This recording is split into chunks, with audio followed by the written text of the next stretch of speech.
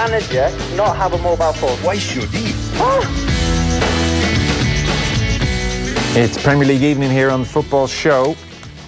We'll be keeping an eye on all the games, updates to come in just a second. Also this evening we're going to hear from Dylan Connolly, formerly of Shelbourne and Bray and Dundalk, and now of Wimbledon AFC, part of the Wimbledon side, who beat West Ham 4-2 over the weekend in the FA Cup.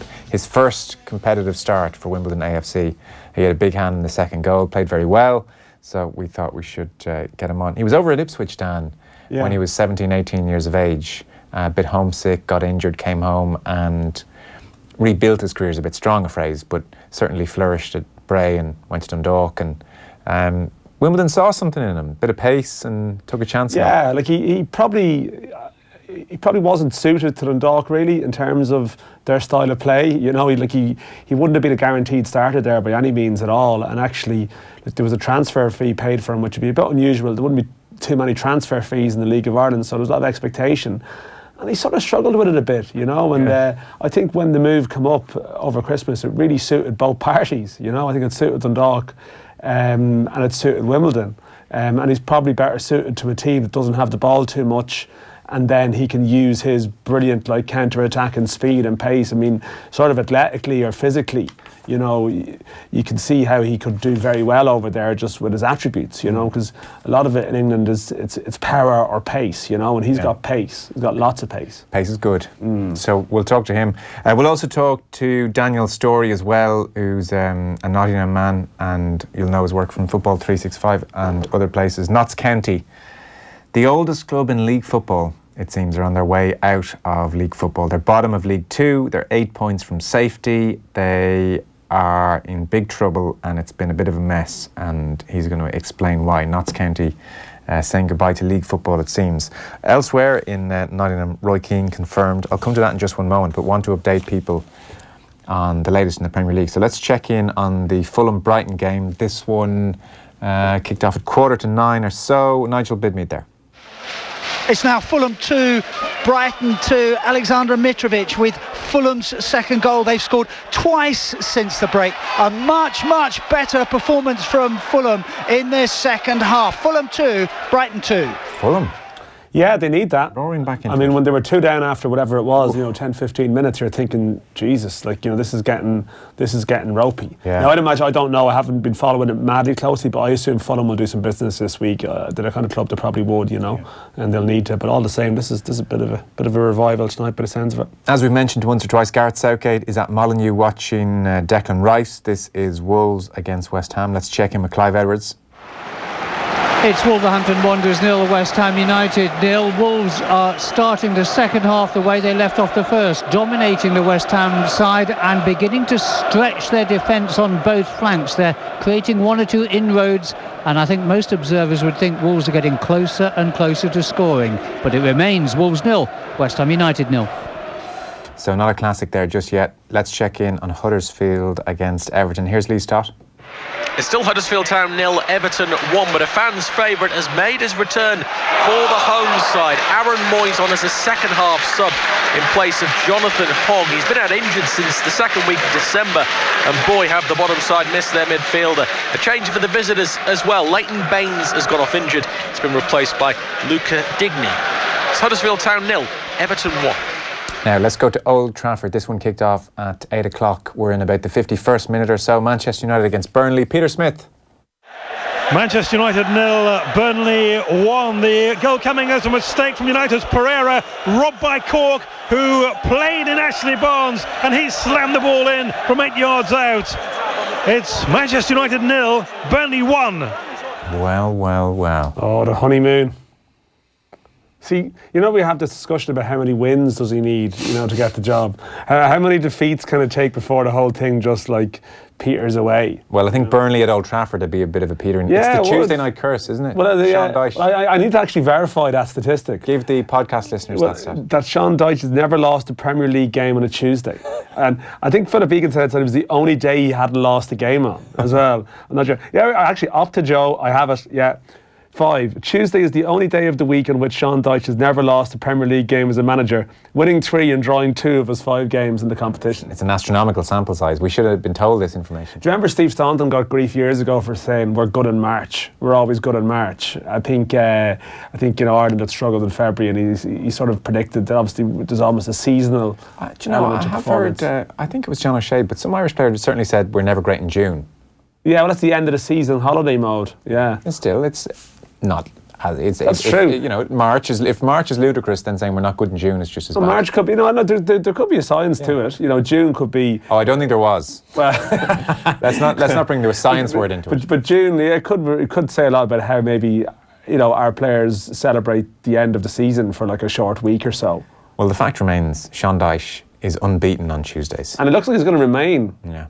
Remain unbeaten on Tuesdays. People are going to look at the fixture list and go, we've got Burnley on a Tuesday. Yeah. Let's go to the Emirates. This is Arsenal with Mesut Ozil as captain at home to Cardiff. Guy Swindles. Arsenal 1, Cardiff 0, and it's a penalty from Aubameyang that now separates the sides. No complaints about the penalty. Kolasinac charged into the penalty area, was brought down by Manga. He just mistimed the tackle. There were no complaints from Cardiff. Aubameyang gave the keeper the eyes and rolled it into the middle of the net. It's Arsenal 1, Cardiff 0. There we go, and I'm being told to go back to Molyneux. This is Wolves against West Ham. Clive Edwards. It's Wolves 1, West Ham United 0, after Fabianski had pulled off a quite brilliant save to deny Johnny Otto from the resulting corner. Romain Saiss has headed Wolves into the lead. It's a lead they deserve. They've been piling on the pressure. Saiss has got the goal. It's Wolves 1, West Ham 0. And I suppose just to confirm again, Newcastle 0, Man City 1, 54 minutes on the clock. That's the game we have in front of us here. Aguero scoring after 30 seconds. I should also mention then in League One, just from an Irish perspective, top of the table clashes Luton against Portsmouth, and both goals scored by Irish players. James Collins for Luton, Ronan Curtis for Portsmouth. The 2 players in League One having really good seasons, and in the striking debate, you'd think would Ireland look to League One, and you would think probably not, but actually, the way things are going, I think Nick McCarthy might have to look seriously maybe at both of those players. So anyway, that's just a game going on under the radar tonight, but a big game. Okay. So just before we go to Daniel Storey and talk about Notts County here, about what's happened there, Roy Keane confirmed. He's popping up in a few places in the papers today. Roy Keane. He's had a chat with Donncha O'Callaghan on a show on Virgin Media 1 this Friday, Game Over. Donncha O'Callaghan talking to various people about retiring, and Roy Keane is one of those people he talks to. So some interesting stuff from Keane, I thought, and he said at one point to Keane, I really struggle with the word retirement, to which Keane says, well, maybe you should stop using it. There's a certain sense in that. And so Keane was talking about his own retirement, and he said, I would say just embrace it, find a new challenge. Life doesn't have to stop when you stop playing. And he said, once I made the decision that I was going to stop playing, this is Roy Keane, I was kind of excited. He said, I knew I was going to miss playing, that stating the obvious, and nothing would ever replace the buzz. But strangely enough, I've surprised myself. I haven't missed the game as much as I thought I would. And he talked about, I think if you sit at home and worry about all that kind of stuff, you feel sorry for yourself. It's natural as well. You do what's next for me. You have a family, and I went through all of that. But also you have to say, I have to get off my backside. And he said, I did an interview a few years ago, and some guy asked me, who puts my bins out? Who puts my bins out? I have to put my own bins out. I live a normal life. He said, I've offered my young fella a few bob, but he won't do them. And then he said, I drive the kids to school. I'm stuck in traffic. Is this what my life is? And then he says, well, yes, it is. You just sit in the traffic for an hour or two like millions of other people. We've all sat in traffic and thought, is this my life? Yeah, I mean... Traffic does prompt those thoughts. Particularly, if you deal with any kind of rush hour existence, And if you're Roy Keane, you sort of feel like you should really... It's not a VIP track here, like a taxi lane that I can get into? You'd assume you could get some kind of hired help to do it. But I suppose even rich people have to sit in traffic too. His retirement didn't... I mean, he went to Sunderland pretty soon after he stopped playing. That's true. He didn't face maybe a long period. He went into a challenge that I can imagine was very exciting at the time. He didn't sort of face that. I kind of wonder, he had the sort of 2 years or so out of work between Ipswich and Ireland, and I'd say maybe, I'm just surmising that maybe then was almost a time when he realised what his future, is this my life, was as much as anything, Which brings us on to Liam Lawrence, who was talking about Roy Keane yesterday. Quotes are all in the papers today. With Roy, obviously played under him at Sunderland, you've got to be extra careful. That's the thing with Roy. 1 minute you can be having a laugh and a joke with him and everything is fine. Then the next minute something has happened and you're treading on eggshells and you don't know what's coming next. This is terrifying. He phrased it... one of the worst things you could say about a manager. He phrased it... Well, I mean, I did a piece with Shane Supple a couple of weeks ago that spoke about Roy Keane in the dressing room and basically how he... in Shane's words, this 17-year-old kid who was making his debut, one of his first games for Ipswich, and got tore apart at the half-time by Keane in the dressing room, and the player was never the same again. So that's it sort of shone a light on what it was like, the eyes, the fear, and I've been reading some of the stuff in Nottingham this week, and they definitely take the glass half full approach on sort of Keane's time in Ireland on the basis of what O'Neill said, but certainly towards the end I think that hot and cold side of Keane seemed to be a major talking point, certainly. More so, it was more of an off-the-record thing, people haven't really come out and discussed it in any great detail, and maybe in years to come if people do books or, Harry Arthur. I mean, everyone heard the WhatsApp audio, I guess, which got a shine light in it. Well, I think Stephen Ward should do an audio book as opposed to a book, personally. Stephen Ward's managed to actually keep his head down pretty much since then. I'd say he has. I wouldn't say Stephen's putting his hand up for interviews. No, not too much. But I think it's a massive debate. You have to question whether Keane is a positive presence in a dressing room now. Well, I mean, the sound of that didn't sound good, did it? No. Now, it wasn't a total hatchet job that Liam Lawrence did. He said, to be fair, as a coach, his sessions were really good. Lots of touches on the ball, lots of football involved, so I can't fault his coaching. So, it wasn't like everything was bad. But he talked about his own ending there, where he said, we did a drill and training, I wasn't part of it. I was stood there watching in the cold. Looking back now, I think Roy was testing me. I sort of threw my toys out of the pram. I said I was leaving and I was going inside. I wasn't going to stand there and watch training. We had a big argument and I was gone that night and never went back. I spoke to Niall Quinn and he said, Roy's made his mind up, he doesn't want you back. Now, in fairness, you walk off training. I couldn't see Liam Lawrence being Roy Keane's cup of tea. You're instigating something there. If you leave training, there's two of them in it there, but the quote, 1 minute you're having a laugh and everything's fine, and then the next minute something's happened. Yeah, I just couldn't see Liam Lawrence being Roy's type of player, really. I just couldn't have seen that. Didn't see that as a natural. Just it wouldn't be massively surprising. Okay. That they. But then, by the time Roy was at Ipswich, obviously his next job, I mean, it seemed to be a question mark over what his type of player actually was. Even some of the players he seemed to get on well with, he would have his moments with them, the Walters fallout, etc. We're going to go to Daniel Storey and all that point in just a second. Latest in the Premier League, Arsenal 1, Cardiff 0. It's Fulham 2, Brighton 2. Everton, Richarlison has them 1-0 up away to Huddersfield. That's 75 minutes on the clock. Wolves 1, West Ham 0. Manchester United 0, Burnley 1. That's the most interesting scoreline from this evening thus far. That's at Old Trafford as well. Ashley Barnes on 51 minutes. And then Man City, still only 1-0 up in Newcastle. Leaving themselves in jeopardy of just a moment of magic or a freak episode or something. I mean, they nearly scored there a couple of minutes ago, but they are vulnerable to it. Okay, that's the latest. We'll talk to Daniel Storey in just 1 second.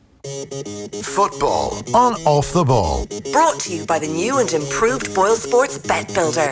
Now with 44 markets to choose from on every match.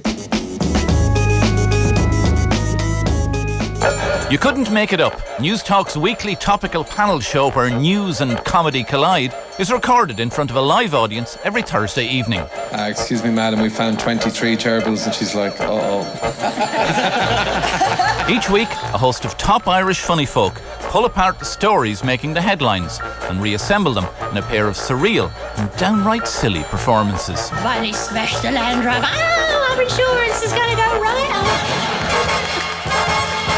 For free tickets to the recordings of You Couldn't Make It Up on Thursday evenings in Tramline in Dublin, just go to newstalk.com/events. In all fairness, it's the first time we'll ever get an apology from any banks here in this country.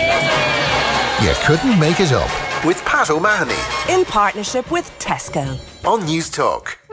5 years warranty. 5 years roadside assistance.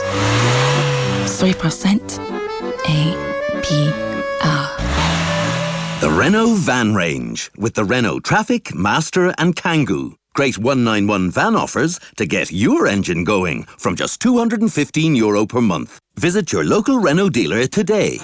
Finance is made under a hire purchase agreement. Terms and conditions apply. Deposit required subject to lending criteria. See Renault.ie. My name's Sarah Gallagher and I have 2 children. Life insurance gives you that comfort and that peace of mind that all the things that you imagine for the people that you love are still going to happen, even if you're not around to make them happen. It empowers them that they can have all of the things that you want them to have. Now that we have a Leia Life policy, I feel like I've, grown up. Leia Life.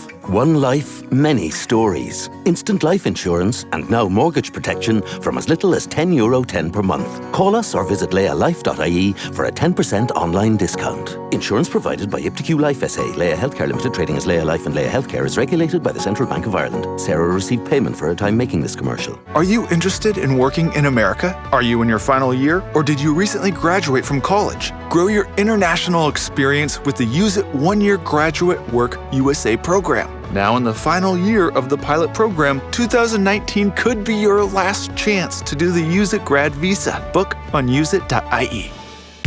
Off the ball. This is News Talk. Now, welcome back. So there's been a red card between Huddersfield and Everton. Lee, stop there. It's still Huddersfield Town 0, Everton 1, but a big incident as Everton substitute Luca Digne sent off. He tripped Adama Diakabi as he prepared to go one-on-one with keeper Jordan Pickford. He's been put through by a sumptuous ball from Juninho Bacuna. Pickford then had to save well from the resulting free kick from another substitute, Aaron Moy. It remains Huddersfield Town 0, Everton 1. So Arsenal 1, Cardiff City 0. It is now Fulham 3, Brighton 2, Dan. Fulham have come from 2-0 down in this game. Glenn Murray with a goal on 3 minutes and 17 minutes. It was over at Craven Cottage. I'd say they were heading for the exits. And between the 47th and 74th minutes, Fulham have scored 3. Mitrovic with his second of the game. They lead 3-2. Yeah, what Claudio. a story. Claudio. This could be it. This is where the magic starts. This is where the run starts, Yeah.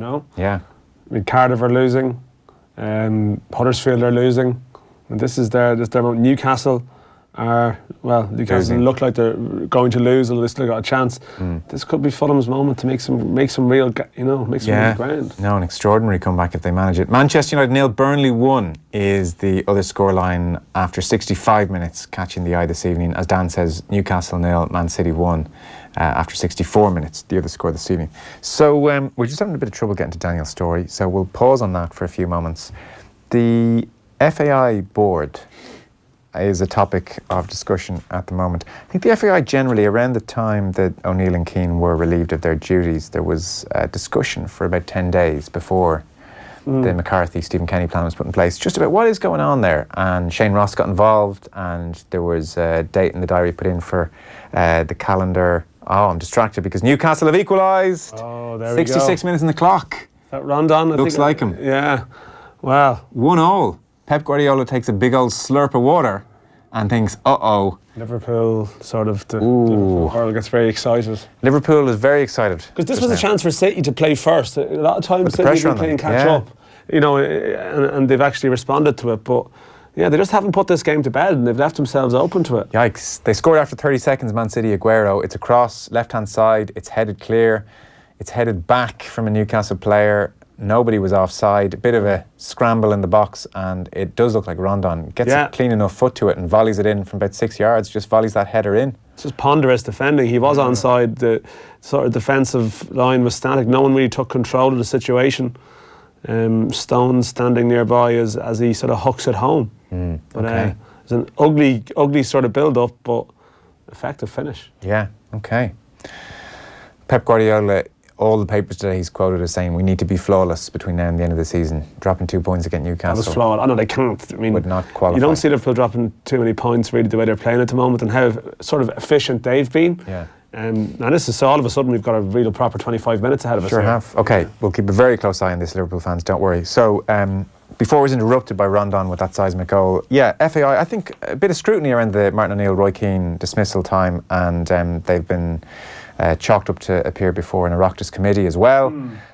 And there was a story today, certainly I think John Fallon had it, just about the term limits in the FAI. Now, did I read this rightly, because I read it briefly, that 20 years might be the term limit? Well, no. Or is that the current state of play? See, basically so there's an 11-person FAI board at the moment, and I think, the majority, I think 7 have been basically on the board for upwards of 13 years. 13. But that's, in some cases, it would be close to 20 if they serve out a full term and so on. So, I mean, the short version is there hasn't been very much change, and it's something, certainly I've done a fair bit on it, and other people have written about this, and it's always been there, but I think in the context of change at the top, it's like, well, there's change in management and change in certain areas, but the board makes the decisions, and there's been very little change there at all. So what's happened, and I was sort of working on a piece just writing about this for tomorrow, more of an opinion piece really, that Shane Ross has come in and said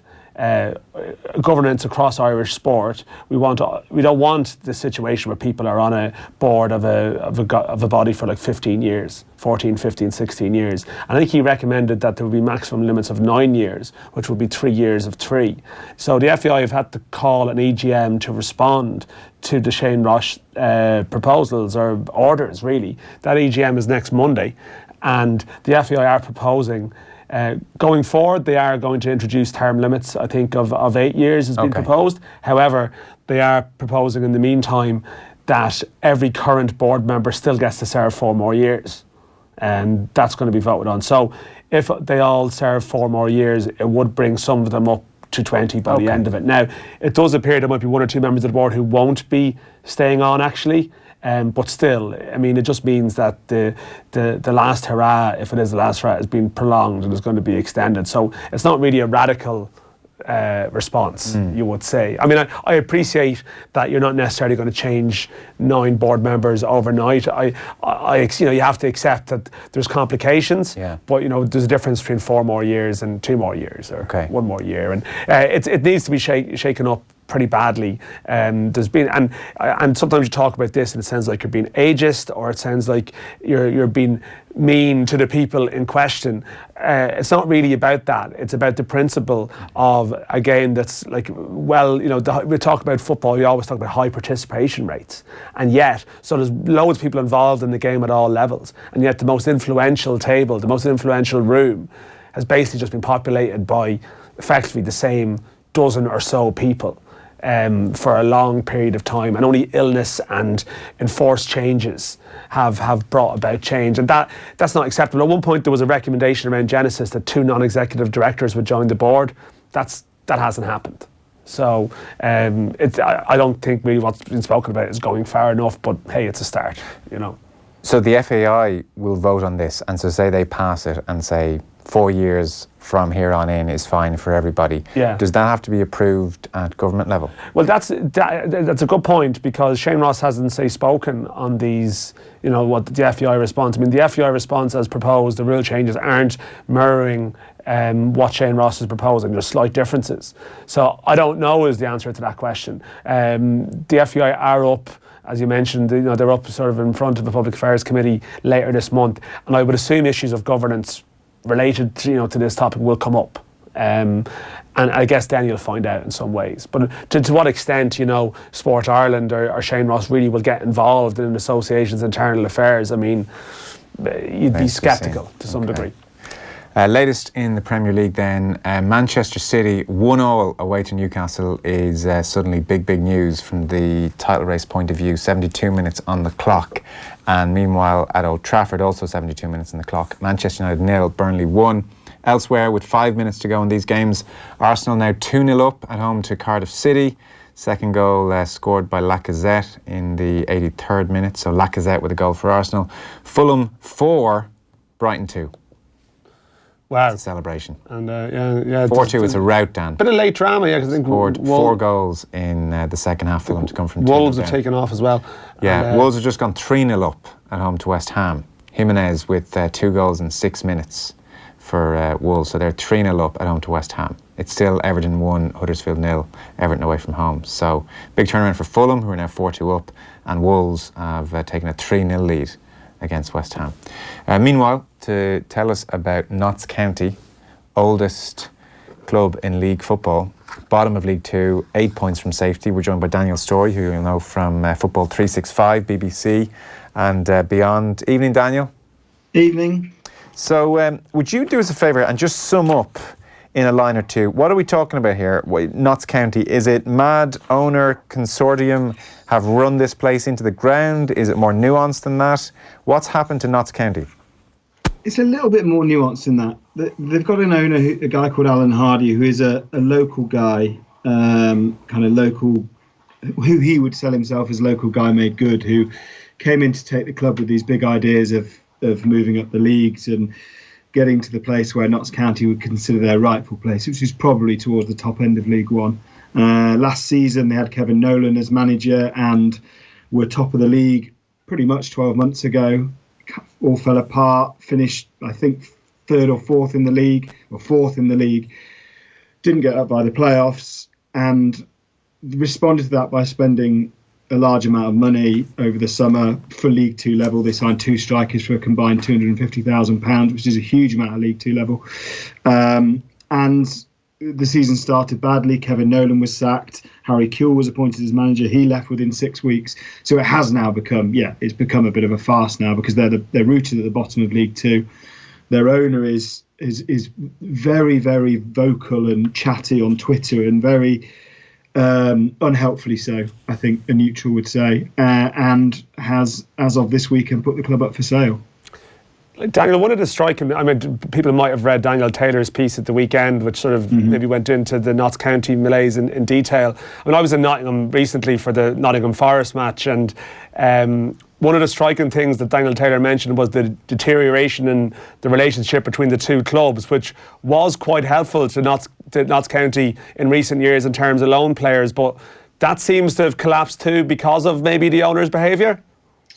Yeah, that's certainly how the red side of the Trent would sell it. Mr. Hardy in Notts County may try and sell it a different way, but yeah, certainly from a Forest perspective. Very briefly, County loaned Ryan Yates, who's a central defender / central midfielder from Forest, and George Grant, who is probably the best player in League Two and has just joined Mansfield on loan, and I see has scored this evening. The accusation from Forest side is that relationships soured between the two clubs over Hardy's his Twitter mentality, really, his personality on there. He's very abrasive. He acts as if he's one of the fans, and it doesn't really help the cause. It doesn't come across incredibly professionally. And yeah, Forest made the decision that Ryan Yates would therefore be loaned somewhere else, which Mr. Hardy was not appreciative of. He then said last week on Twitter that he'd asked for George Grant on loan, but that George Grant was destined for a League One loan, and Forest then sent him to Mansfield, which, people in the East Midlands will know is literally just down the road and is another League Two club, and is a League Two club on the up. They are third in the league. They're looking at automatic promotion. They're ironically pretty much in exactly the same position as Notts were 12 months ago. So, yeah, the relationships have soured, and there's no doubt that that's hurt Notts. Because there is a sadness about this story. I mean, it does look like they're going to go down the way things are going. It doesn't look particularly good. And I mean, the one thing that struck me, there was 15,000 people at their last home match. Now, I know that there was, some kind of ticket promotion, but that would suggest to me that there's like a latent support there for their club that must be hurting, desperately at the concept of like the club dropping out of the Football League. It's a sort of a shambolic story, really. It is, because right until August, this was a club that was banking quite literally on promotion campaign. I was on a local radio show at the start of the season with Alan Hardy, and he was saying last season was playoffs and they probably overachieved for that, but this season it's all about the title. It's all about automatic promotion. It's automatic promotion or nothing. And the reality is that no amount of money spent and no amount of good intentions can guarantee anything at a Football League level. And as soon as something starts to unravel, and as soon as players get a whiff that something is not quite right, that the atmosphere at the club is not quite right, with members of staff, etc. And that's particularly what Daniel Taylor referred to in his column this weekend. Things can, as I say, things can unravel pretty quickly, and clubs at League One level and League Two level can fall apart very quickly. We've seen that over the last few years. There's clubs like Leyton Orient and Chesterfield who are in the National League at the moment who would have considered themselves far above that level, but you end up where you deserve to end up, and there's no doubt that Notts County are not winning enough games, and they're playing pretty wretched football. So it's a penalty to Newcastle here as well, by the way. Man City have capitulated. This could be it, Liverpool fans. This could be the moment. Dispossessed. I feel like Notts County's not the big issue. No, this is literally the opposite end of the Football League. Yeah. 78 minutes on the clock. It is 1-1. If you're just tuning in, Man City took the lead courtesy of Aguero after 30 seconds. Rondon has equalised for Newcastle in the last 10 minutes or so. And it's a clumsy challenge. It's Fernandinho in the area. Fernandinho. He was dispossessed effectively and then fouled the player that was tackling him. Turned back towards his own goal and lost the ball, and dispossessed, and just a clumsy coming together. And St James's Park definitely approved of the decision to give the penalty. So 78 minutes on the clock. Newcastle potentially going 2-1 up here. The referee's having a conversation with the goalkeeper, Ederson, at the moment. It's Ritchie who's going to hit this. Yeah. He has scored his last 5 penalties, the graphic is telling me. He's gone left once, down the middle once, and he's gone to the right the other 3 times. So, Matt Ritchie. Keeper's receiving treatment, whether he needs it or not. He's trying to stall him and make him think about it. But elsewhere, Man United still 1-0 down to Burnley, 78 minutes on the clock. Wolves 3, West Ham 0. Everton still hanging on to that 1-0 lead away to Huddersfield. Fulham 4-2 after being 2-0 down against Brighton, and it's Arsenal 2, Cardiff City 0. Those last few games all in the 90th minutes. So the keeper is having treatment, which is giving Matt Ritchie a long time to think about this. A long time, yeah, and just to mull it over. Think about where the last 5 penalties might have gone. Yeah. Did he give away any clues in this? I don't really want to ask you a question, Daniel. We're just going to interrupt you almost as soon as you begin to answer. Carry on. So we're seeing... Yeah, the keeper doesn't look badly injured. Like, he's been treated on the field. Obviously, they're not going to take him off, and they're giving a bit of spray to his knee. He's not down, crumpled on the ground or anything. Like, he's standing actually, up. It looks like there might be a change coming, but we'll see. Pep Guardiola's on his feet. He's looking down at the goalkeeper. So Ederson has hobbled back. He is to the actually line. Hobbling, to be fair. He is hobbling. If I was Matt Ritchie, this would give me a fill-up. Yeah, I think definitely. Yeah. I feel I wouldn't be going down the middle if I was Matt Ritchie now. Go low. So Ederson's back on the goal line. Burnley winning 2-0, I think. Oh, Burnley 2 up as well. Oh dear. It's all happening now. It's all happening. Okay, here goes Matt Ritchie. Liverpool fans, this is big. 80 minutes on the clock. Newcastle 1, Man City 1. He runs up, he strikes it. Oh, it goes under Ederson. He should have saved it. Oh. Drills it under him. Oh, he really should have saved it. It went under him. And it's Newcastle 2, Manchester City 1. 80 minutes on the clock. Ederson dived to his left. Ritchie with his left foot hooked it to the right of the goal, and it seemed to go under Ederson. Yeah. Well, maybe if we return briefly to Notts County, but speaking of things unravelling very quickly, what exactly happened with Alan Hardy's? I mean, we'll be careful here, but things sort of on Sunday, social media-wise, took a bit of a turn, and things changed very quickly in terms of his standing at the club. Can we speak about that briefly? Yeah, Mr. Hardy, as Don't I say, call very him Mr. Hardy in this context. He doesn't deserve it. A. Hardy. He's threatened to leave Twitter before. He does it reasonably regularly. He understandably gets as much grief as praise from supporters because that's social media, and there's no surprise there. But yeah, I feel slightly sorry for him in that he tweeted a screenshot of his phone, which was something completely different. It was a screenshot of a message, and at the bottom, because it was on an iPhone, it had his old pictures in his gallery at the bottom, and one of those was an inappropriate photo. One thing that surprised me about the incident is that the FA have investigated and asked him for an explanation. I mean, it doesn't exactly take Sherlock Holmes to work out what's happened. It's a photo of a penis, is it? It is, yeah. And we assume it's his own because he later apologised and said it should have happened. And I mean, it's a very small thing, and sorry, bad turn of phrase. That's slanderous.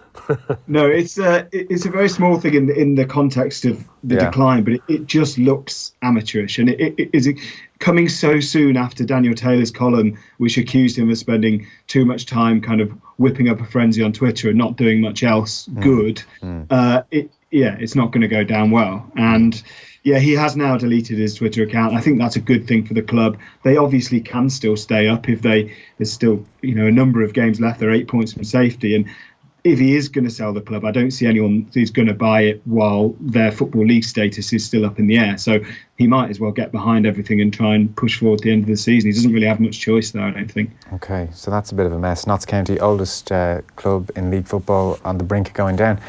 Meanwhile, across the way, thoughts on Roy Keane hooking up with Martin O'Neill? Is there general excitement? They won at the weekend, obviously.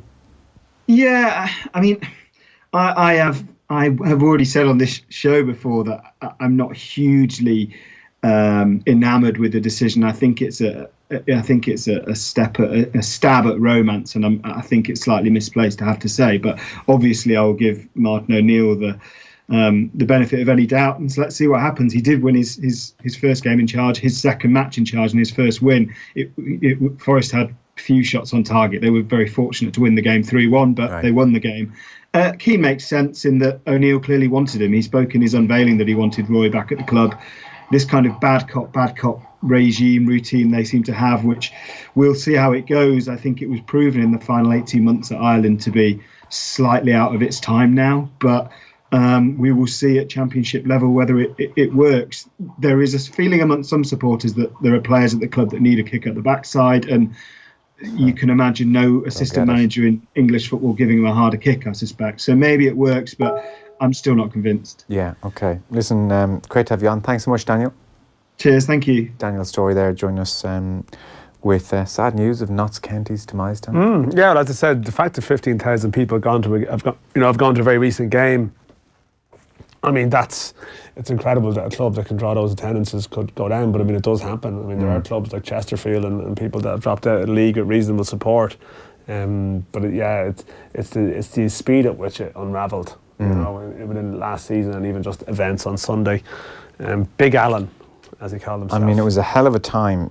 Daniel Taylor wrote a big piece pointing the finger at the new owner, Alan Hardy, who took over in 2017, saying this guy really has made some bad decisions and the club is falling apart. It was a bad time to go on Twitter and have a photo of penis. Yeah, I mean, it's a hell of a bad day. I went to check you'd lie low. I missed this. I went to check later in the evening to see had he responded on Twitter to Daniel Taylor's article, and then I saw he was leaving the club, and I was like, what the hell has happened? But then I realised there was another. I was like, this is amazing. Someone writes a column and someone resigns that evening. This is incredible influence that Daniel Taylor is wielding, but obviously not quite. There was other factors.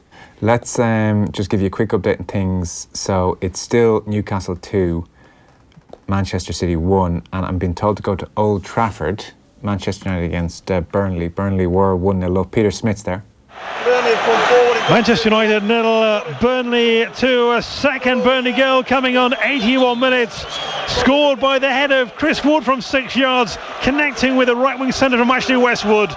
Manchester United 0, Burnley 2. OK. What a result for Burnley at Old Trafford. It actually is a hell of a tournament. I was actually looking to see how many of the Irish lads figured, because they were all involved in the side that got drubbed at the weekend. But I see Jeff Hendrick started tonight. Brady injured himself actually, and the weekend Stephen Ward on the bench. But yeah, it's a hell of a result for them. Sure is. It's starting to go full times in the 7:45 games. We're going to go around the grounds in just a moment. Still Newcastle 2, Manchester City 1 with 5 minutes to play. Off the ball on News Talk. A train approaches the platform. For some, it's just the 6:45 to Houston. But for you, it's an office on wheels. Here, the canteen comes to you. The person sitting opposite you isn't just a passenger, they're a colleague. And regardless of what your business card says, from the moment you step on board, you're the boss. Rediscover the joy of the train. Great fares for business customers at irishrail.ie. The all-new Dacia Duster is more rugged, robust and even better looking. And from €149 per month, it's got the perfect figure too. It's the sort of car you'd swipe right on. The sort of car you'd do the dirt with. And by that I mean take it for a drive, off-road. Light your fire for the all-new Dacia Duster. Visit your local Dacia dealer today. Finance is made under a hire purchase agreement. Terms and conditions apply. Deposit required subject to lending criteria. See dacia.ie. That's the sound of time running out. Running out on your chance to save at the Harvey Norman Big Sale. With last chance savings on vacuums and home appliances ending soon. Get the Dyson V8 Absolute cord-free stick vacuum with up to 40 minutes fade-free suction for just €349, saving you €50. Or get the Dyson Hot and Cool fan for just €349, saving you €100. The Harvey Norman Big Sale. In store and online. Must end soon. Go!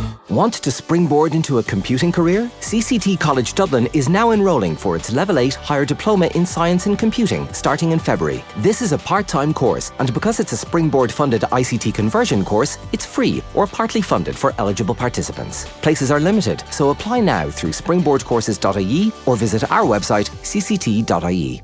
Off the ball. This is News Talk. Welcome back. 88 minutes on the clock. Newcastle 2, Manchester City 1. The latest from St James's Park. Meanwhile, some full-time starting to come through from the 7:45 game of the evening is at Craven Cottage. But I want to go to Old Trafford first. I'm being told to go back there. It was 2-0 Burnley. Let's get the latest. Peter Smith. Manchester United 1, Burnley 2. Paul Pogba firing a penalty high to Tom Heaton's right. This after the penalty awarded when Hendrick impeded Lingard in the box. It's Manchester United 1, Burnley 2. You know what, Dan, now that I think about it, it's what the Solskjaer era needs, some late comebacks. It's perfect. Oh, yeah. It's actually perfect. Fergie time. It was the only thing that was missing, some Fergie time.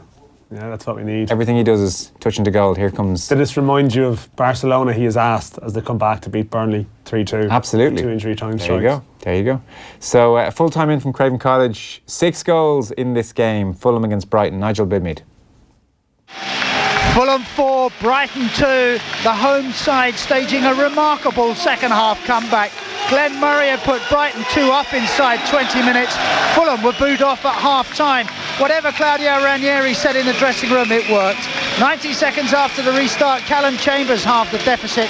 Then leading scorer Alexander Mitrovic scored with 2 headers before second half substitute Luciano Vietto put away a rebound following Tom Kearney's shot that came back off the woodwork. Fulham 4, Brighton 2.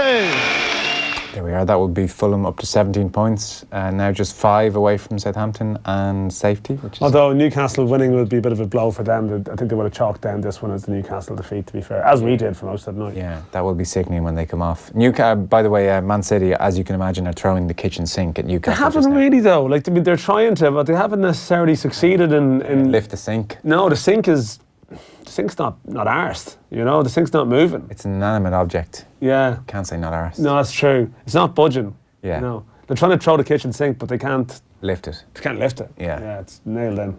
Let's just move on, Joe. Let's move on to the next. When did you realise writing was for you? Turn a phrase. So another game which has just gone full time is Huddersfield against Everton. Lee Stott, watch this game. Huddersfield 0, Everton 1. The 10-man visitors hold on to deal Jan Sievert a defeat in his opening game as town boss. They scored in the 3rd minute through Richarlison ahead of the second half sending off of sub Lucas Digne.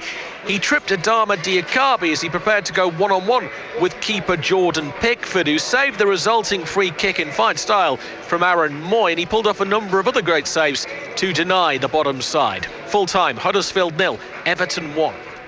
Okay, big win for Everton. They had won just 2 in their last 10.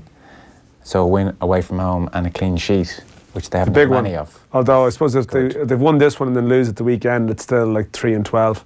Who's at the weekend? I don't know. But I'm just saying, like, it's still, they need like to win 3 or 4 in a row, really, to lift the pressure, but it probably gets them through this week. The way things, the noises at the weekend after Millwall were bad. So full time at the Emirates, Arsenal against Cardiff. Guy Swindles. Arsenal 2, Cardiff 1. You have to feel for Cardiff after everything gone on before this match. They came out and they played brilliantly.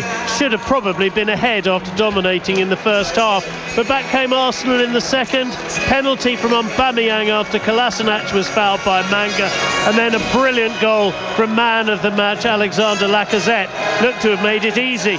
But Cardiff weren't done yet. Mendes Liang curled one in time added on, but they just couldn't find the equaliser that the Romantics would have wanted tonight. Arsenal 2, Cardiff 1. There we are, a win for Arsenal. Still Newcastle 2, Manchester City 1. 5 minutes of added time. 5 minutes of added time. Can you imagine Liverpool fans watching this right now? Yeah. I can. We'll hear about it. We'll hear about their stories. They're into the 92nd minute, so they have 3 minutes left here, Man City. But I mean, at best, they're dropping 2 points this evening. It's just trying to rescue one. So as things stand, if it stays like this, then Liverpool will have the opportunity to go 7 points clear of Man City in February. Yeah, I mean that's the City win against Liverpool almost cancelled out in some ways, you know. Yeah. The swing. Elsewhere this evening, Fulham 4, Brighton 2. We've mentioned Everton 1-0 winners against Huddersfield. It's gone full time as well between Wolves and West Ham. That's finished up 3-0. So Wolves are just having a fantastic season. They're a really good team. Meanwhile, Dan, at Old Trafford, there has been another goal. Peter Smith.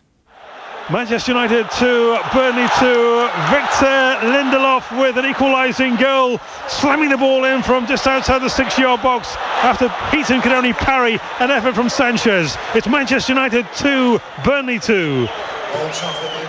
There you are, Manchester United 2, Burnley 2, and still with time to play, Dan. The old comeback. It's on. It's. Do you know, I'm sort of struck by like City's struggles here. That I mean, Pep actually took the cup reasonably seriously at the weekend. I know he's made 5 changes tonight, but like they're 5 strong changes. You know, he didn't necessarily go mad at the weekend. And Sané and Sterling, Laporte didn't play, and they bashed Burnley. But you wonder. I mean, Rafa changed his team completely.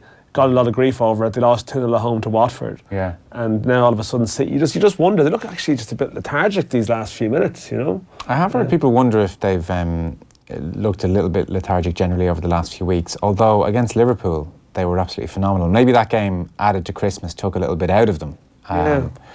Just there's nothing crisp about. I mean, I know that they scored early. They had a goal disallowed. I mean, it could have been game over then. But they were very poor against Huddersfield recently, and that was just put down to an understandable difficulty in raising themselves to be the team they knew where they were going to beat. But now maybe you look at that in a slightly different complexion. This was always a tricky game. Rafa Benitez, if there's one thing Rafa can do, it's set up a team. I don't know. I didn't think it would be. I thought they'd beat them comfortably the way Newcastle have been and the mood around the club. I just didn't see them. They won their last game though. They won their last game, and but Rafa is very good at setting up a team tactically to trouble superior opposition. Obviously, look, we all thought Man City would win, but it just had a banana skin feel from the outset. That said, I didn't think a win, maybe 2 points dropped. No, and particularly coming from behind as well. You would have thought they'd hang in there for a long period of time, as we said earlier. Not the way they've done it. No, to go ahead after 30 seconds. No, and City are just struggling to get the ball in the box. They're just passing from side to side here. And I mean, it is a wall of 11 men sort of camped sort of pretty deep, but they're just struggling to make any real headway. Yeah, we'll bring you the Wolves full-time report as soon as we can. They were 3-0 winners against West Ham this evening. It's still 2-2 at Old Trafford. And is that the full-time whistle? No, it's a corner in the 95th minute. So I don't know, are we in goalkeeper coming up territory? But you could be thinking about it if you can make it that far. Corner for Man City, 95 minutes and 12 seconds on the clock. 5 minutes of added time. This is it, really. And it's gone. It's headed over the bar. He hasn't blown it up. Well. Dan, this is going to go down as the night that Liverpool put one hand on the trophy. Potentially. An innocuous, cold night. Tuesday night in Newcastle. Yeah. And Man City have struggled here after going ahead so early. This is the killer. It could be this and Newcastle and Crystal Palace, the 2 games where you didn't see him coming. And that could be it. Pep was just having a discussion with a couple of lads on the bench. I don't know actually what he's saying at this point. He's like, how did this happen to us? He looks incredibly frustrated. Full-time whistle gone. It's a full-time. It is Newcastle 2, Manchester City 1. Absolutely extraordinary. Newcastle, that suddenly jumps them 1, 2, 3. That jumps them 3-4 places in the table. Hugely significant win for them, and puts them a very nice 5 points clear of the relegation zone. It's also gone full time at Old Trafford. Manchester United 2, Burnley 2. That's fine. A late comeback. Yeah. Changes the perception totally. It's the perfect night for both managers. You know, Solskjaer come back, bit of spirit. Deutsch never loses on a Tuesday. As we know, as we talked about. Yeah. Right, extraordinary. Newcastle 2, Manchester City 1. That means Liverpool, when they next play, game in hand, will have the opportunity to go 7 points clear of Manchester City. Are you daring to call the league just yet, Dan? No, not yet. But it's starting to feel ominous, isn't it? That's the big one. I mean, there's some. I don't know. Was there some suggestion Van Dijk might be out for tomorrow night? But either way, I mean, tomorrow's massive. You know, if you can just actually get that gap, you know, that it physically exists, because they're really in a. They just don't look like a team, Liverpool, that's going to capitulate at the moment. They look to have a lot more steel about them compared to previous sides. So, you reckon the margin for error needed to be pretty slim. Now the margin for error is big. They can afford a shocker. Slip up, yeah. You know, they can afford a shocker or two. Amazing. That is pretty much just done for this evening. This Friday, by the way, we're in Clonmel, as we mentioned, previewing Cheltenham with a special Bulmers Road to Gold event in the Clonmel Park Hotel. And Paul Madden in Kilkenny knew that John Mahon was the manager of David Brady's Mayo 96 team. So, Paul, you are going to the Bulmers Road to Gold event in Clonmel Park Hotel on February 1st. David Brady, one of the guests, along with some racing royalty. Vogue Williams is going to be there. All the lads are heading down. It should be a really good show. Tomorrow morning, OTBAM is back at 7:45 on all our social channels. We're back at 7 o'clock tomorrow. Johnny Ward and Kevin Kilban presenting. They will be talking to sports law expert Laura McCallum on the implications of Brexit in sport. Wednesday night rugby with Fiona Steed and Rory O'Connor. And Tom Dunn is on the way next. So that's pretty much just done for this evening. Dan, my thanks to you. Thank you, Joe. And we'll talk to you tomorrow. Tom Dunn on the way. Good luck.